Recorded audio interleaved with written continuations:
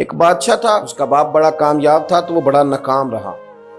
तो बिल आखिर एक दिन किसी ने उसको गिरफ्तार कर लिया। बादशाह होने के बावजूद दुश्मनों के काबू में आ गया। किस तरह? उसके पास बंदूक थी गोलियों से भरी हुई। तो उसे अचानक एक परिंदा नजर आया तो उसने ना एक गोली नहीं मारी, उसने सारी बंदूक ही खाली कर दी। इतनी गोलियां बरसाई, इतनी गोलियां बरसाई। करीब वजीर था समझदार, उसने रोका भी। उसने कहा बादशाह सलामत, आप गलत करेंगे, चुप कर, तेरी जेब से खर्च कर रहा हूँ। गोलियां बरसाई तो वो बंदूक खाली हो गई। अब परिंदा भी ना मरा। जब वापस निकले तो दुश्मनों ने घेर लिया, असला पास कोई नहीं था, गिरफ्तार हो गया वजीर समेत। तो कहा कि वो तुम मुझे रोक क्यों रहे थे? तो उसने कहा बादशाह मेरी जरूरत तो नहीं, लेकिन वो जो आप जिसको गोलियां मार रहे थे वो परिंदा नहीं था, परिंदे का साया था। आपने साये पे ही सारी बंदूक खाली कर दी, सोचा समझे नहीं। इतनी जल्दबाजी की आपने कि परिंदा भी नहीं, साया था, आपने गोलियां मार दी। और हाल ये है कि अब हम गिरफ्तार हो गए। थोड़ा अगर वक्त गुजारते, तवक्कुफ करते, थोड़ा ठहरते, बड़ी सारी चीजें ठीक हो जाती। मेरे रसूल करीम सल्लल्लाहु अलैहि वसल्लम की आप कभी चीजें खोल के देखें। वो उस्मान बिन तलहा ने फतह मक्का के मौके पे कहा था मैं आपको चाबी नहीं दूंगा, तो हुजूर ने फरमाया तो ना दे, एक वक्त आएगा मैं तुझसे ले लूंगा। 10 साल गुजर गए, अल्लाह के नबी थे ना, सवेरे भी सारा कुछ ठीक हो सकता था, पर 10 साल बीत गए। 10 साल के बाद जब मक्का फतह हुआ तो फिर रसूल करीम ने फरमाया फिर चाबियों के बारे में क्या ख्याल है? तो वक्त तो देना, आपको तो जल्दी बड़ी है। हमारे नौजवान चुप कर सन ते मोती मिल सन, ते जिक्र करें ते जे पागल वांगू रौला पावे, ना मोती ना हीरे। तो हम तो शोर से चीजों को जीतना चाहते हैं, तो शोर से चीजें जीती जा सकती। जितनी तलाकें होती हैं जल्दबाजी की वजह से होती हैं। अगर थोड़ा इत्मीनान हो जाए, थोड़ा सोचें, थोड़ा परखें। तान अजलदा ते लोकी चोरा वांग सुधाए, किसी ने लुट ली इलम दी दौलत ते उस हासे झोली पाए। आ सजना वेख जहालत साडी, असी इश्क खरीद लिया है। कोई मजदूरी मिलेगी? उसने कहा हाँ, उस दरख्तों को पानी देना है। मजदूर आया नहीं, तो पानी भी जरा कुएं में गहरा है, अगर एक डोल पानी का निकालो तो एक डोल के बदले खजूर दूंगा। सहाबी ने झोली अपनी फैलाई खजूरें डालने के लिए। एक डोल पानी का निकाल के वहां रखते, एक खजूर झोली में डालते, एक डोल निकाल के रखते, एक खजूर झोली में डालते। जब झोली पूरी भर गई खजूरों से तो खुशी खुशी हंसते मुस्कुराते। तोहफे में जज्बा होना चाहिए, तोहफे की कीमत उसका जज्बा होता है। आप महंगा तोहफा लेके आए और हैं आप सियासतदान, निकलवाना आपने कोई काम है, तो वो तो सियासी रिश्वत है, वो तोहफा थोड़ी है। तोहफे का भी कभी वजन होता है, तोहफे की भी कभी कीमत होती है, तोहफे के भी जो खुलूस होता है। झोली भरी हुई खजूरों की लाके मुस्तफा करीम की बारगाह में पेश की, हाथों पे छाले, वजूद पर बज़ाहर मिट्टी लगी हुई, ला के वो सारा कुछ हुजूर की बारगाह में पेश किया। करीम महबूब ने खजूर उठाई, उठा के खाई और खाते ही आंखों में आंसू आए।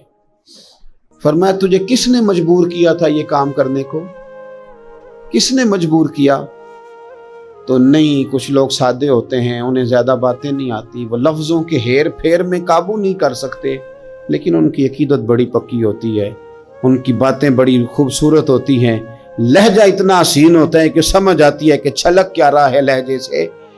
किस चीज ने मजबूर किया? तो लंबी बात कोई नहीं की, कहने लगे हुजूर सादी सी बात है, हमें कौन मजबूर कर सकता है, हमें तो आपकी मोहब्बत ने ही मजबूर किया है। बस ये मोहब्बत है ना, प्यार हो गया है ना, ये प्यार हो गया तो बस निकल गए, दौड़ा है, इस मोहब्बत ने मजबूर किया, चला गया। खुशखबरी नहीं, जो बज़ाहिर खुशखबरी होती है वो नहीं हुजूर ने सुनाई,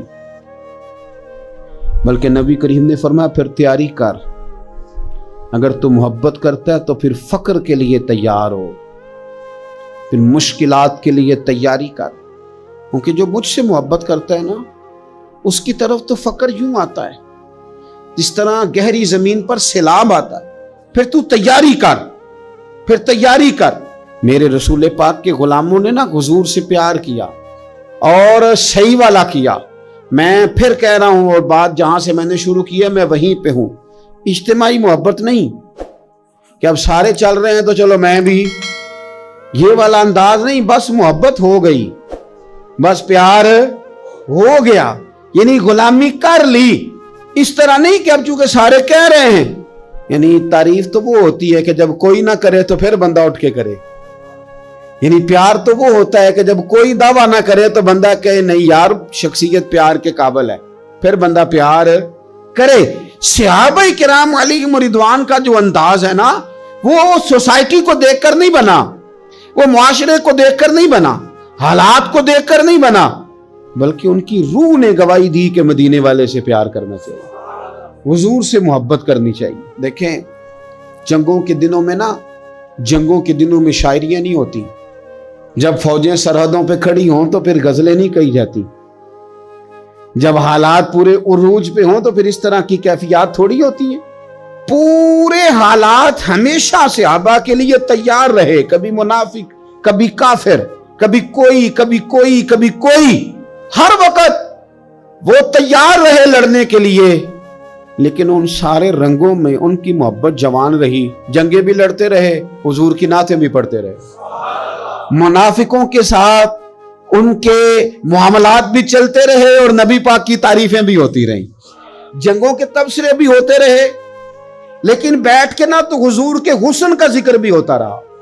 एक सहाबी ने कहा कि नबी पाक अलैहिस्सलाम का चेहरा नूर तलवार की तरह रोशन था ना।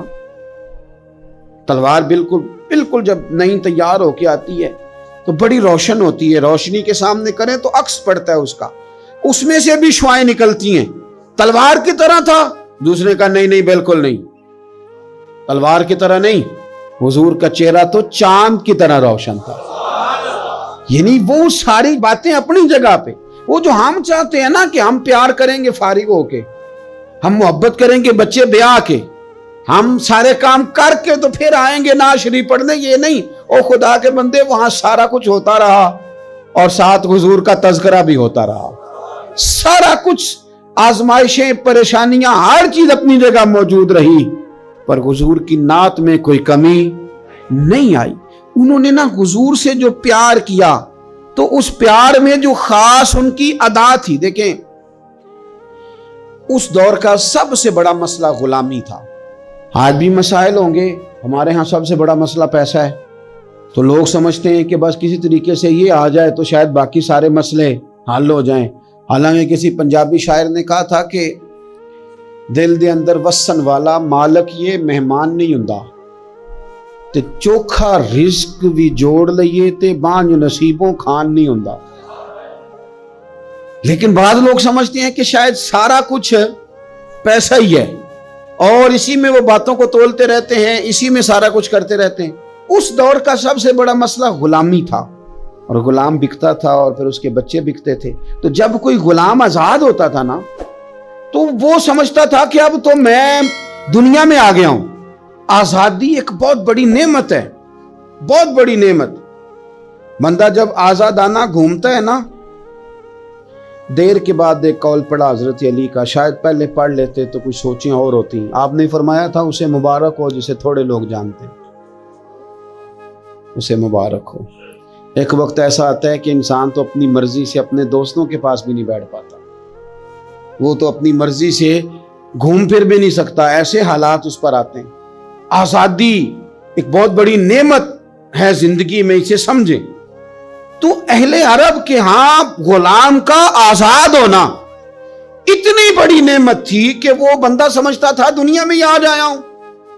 हजरत ज़ैद बिन हारसा नबी पाक के गुलाम है। बचपन में किसी ने अगवा किया, मक्के ला के बेचा और फिर हजरत खतीजतुल कुबरा रदियल्लाहु ताला अन्हा के जरिए हुजूर की बारगाह तक आ गए।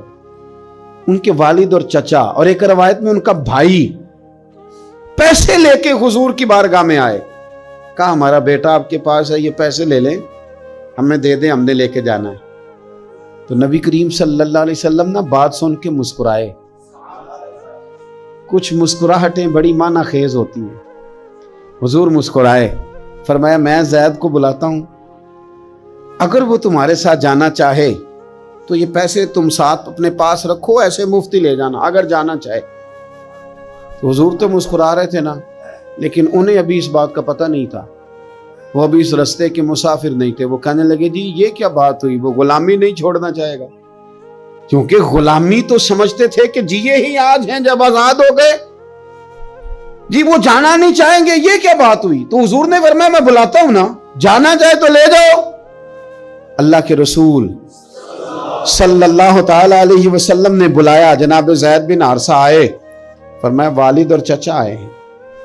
यहाँ एक रवायत में तुम्हारे भाई आए हैं, दौड़ के गए, बड़े जमाने से मिले हुए थे, बड़ा रोए, बड़ा प्यार, बड़ी बातें, बेटा तेरी माँ याद करती है, तेरी बहनें बुलाती हैं।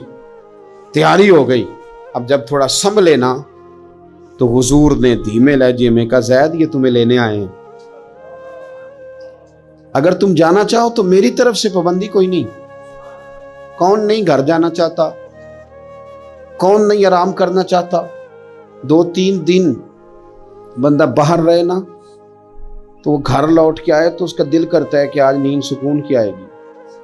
हम घूमते हैं पाकिस्तान में तो लोग कहते हैं रात रह जाओ, ज्यादा इसरार करें तो फिर मैं कहता हूँ यार अपने बेड पे ही नींद आती है, तो मैं क्या बताएं। घर कौन नहीं जाना चाहता, अपने बहन भाइयों से कौन नहीं मिलना चाहता। करार ही सारा वहां है, सुकून और राहत ही वहां है। उसकी तो ख्वाब कभी आ जाए बंदे को अपने घर की, तो वो ख्वाब बड़ी तसल्ली दे जाती है। तो हजरत ज़ैद से हुजूर ने फरमाया जाना चाहो तो चचा का तो ख्याल था ना कि ये दौड़ लगा देगा, ये भाग जाएगा। घर करीब आता है तो हुजूर भी सवारियां, मदीना करीब आता तो तेज कर दिया करते, तो ये तो दौड़ेगा। लेकिन जब कहा ना जाना चाहो तो चले जाओ, तो हजरत ज़ैद दूर खड़े थे, दौड़ के आके हुजूर के पैरों में बैठ गए। कहने लगे सोने अम्मा बड़ा प्यार करती है, बहनें इंतजार कर रही हैं, पर आपको छोड़ के कौन जाए? हुजूर आपको छोड़ के चला जाऊं, यानी आपको छोड़ के? बोले बरेली के इमाम, कहने लगे तेरे कदमों में जो है गैर का मुंह क्या देखें, तेरे कदमों में जो है, तेरे कदमों में जो है, तेरे कदमों में जो है वो गैर का मुंह क्या देखें। कौन नजरों पे चढ़े देख के तलवा तेरा, और फरमाने लगे तेरे टुकड़ों पे पलूं, मुझे गैर की ठोकर पे ना डाल, मैं झिड़कियां खाऊं कहां छोड़ के सदका तेरा।